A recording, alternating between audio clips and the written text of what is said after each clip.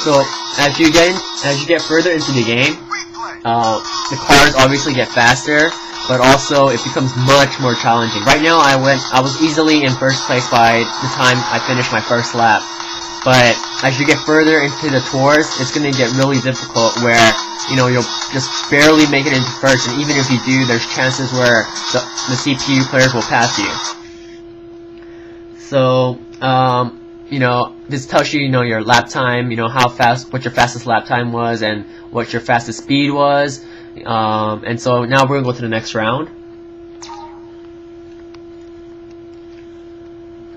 There's a loading screen after like pretty much every race, but on the plus side, the loading screens aren't very long, so it's not too bad. There's a day and night system in this game. It's more based off the track and not really like a, you know, like a time-based thing.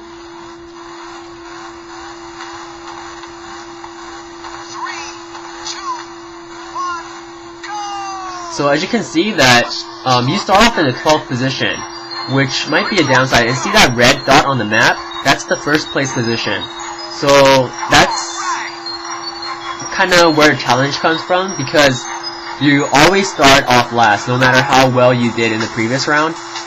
So the goal basically is to try to catch up to first place, which is already about, you know, what is it, like a quarter of the way in front of you. These are more, since this is like basic sports, this is more of like the easy courses and even shorter tracks. Once you get further into the game, there's going to be tracks that are even longer and more dynamic and much more challenging to navigate through. I'd probably say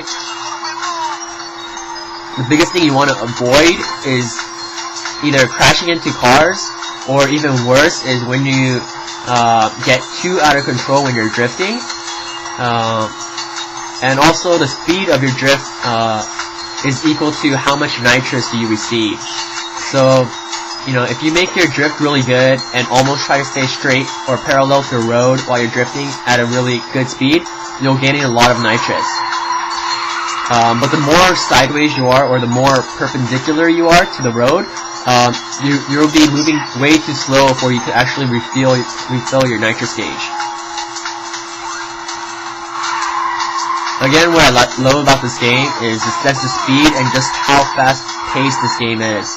I'm really into racing games, but I'm not a big fan of simulation. So, although Gran Turismo is a great game, that's probably something that doesn't really appeal to me, because I seek, you know, like this fast-paced, aggressive, you know, at the edge of your seat type of video games. I have about 6 more PSP games that are all racing games, so in the future I'll probably be reviewing those. Right now my position turned into 2nd place, and as you can tell that it's red. So for a glimpse earlier, you saw that the 3rd position was blue. So if I were to finish this track in 3rd position, I would have to restart because I did not qualify for the next round. I'm in 1st place right now, and see right now I'm going too crazy. Like, I need to make sure I get back on the track correctly. Another cool thing, which you shouldn't do it on the, you know, more difficult levels, but because this is so arcadey, you could actually drift and do a 360 and land back straight. This is little fun things you can do while playing the game, especially when you're really ahead, or you just want more of a challenge where, you know, you're too far ahead and it kind of gets boring, so you just want to screw around a little. So yeah, there's, again, the challenge doesn't come in because it's realistic. The challenge comes in where, you know, you gotta make sure your drifts are good, get enough nitrous, stay ahead of the pack, and yeah.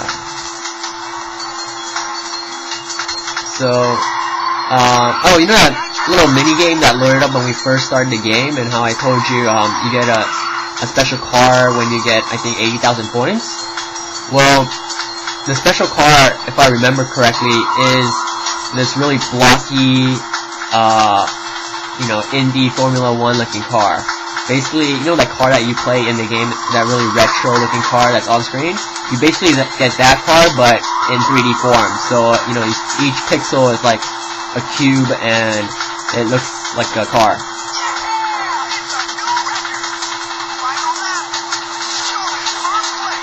So I have 2 nitrous bars filled up, and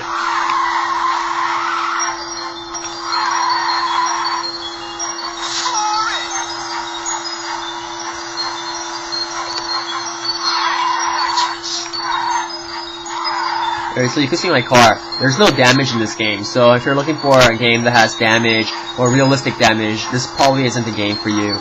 But on the other hand, you rarely crash in this game. Other than like the first couple races you played, you'll probably never crash into a wall ever again, unless you get into the really more difficult levels and faster cars. There's a lot of neat graphic effects, like the sun reflects off of your car, there's a little bit of shadow effects, and overall it's just a beautiful looking game. I've been controlling this game with the D-pad this whole time, but you can also control this game with the analog stick or the analog nub on the PSP. I personally like to play games with the D-pad, but if you want more control, you could use the the analog nub, as I am right now. But I'm not very good with the analog nub.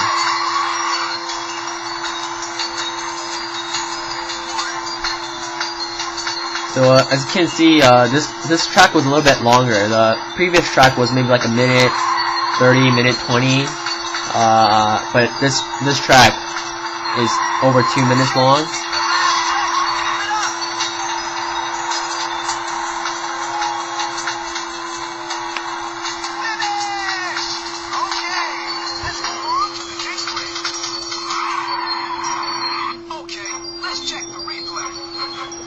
So the screen graphics are really nice. Sorry, I was really close to the camera, so it was a little blurry, but now that I'm more further away and the camera's focusing actually into the game, this is what the graphics look like.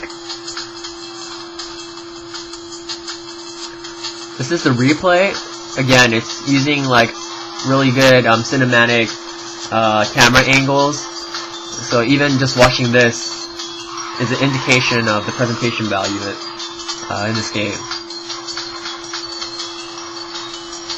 Unfortunately, you can't change the camera angle while you're watching the replay, so you're kind of stuck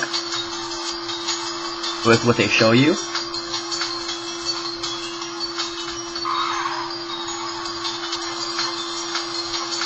So, enough of that.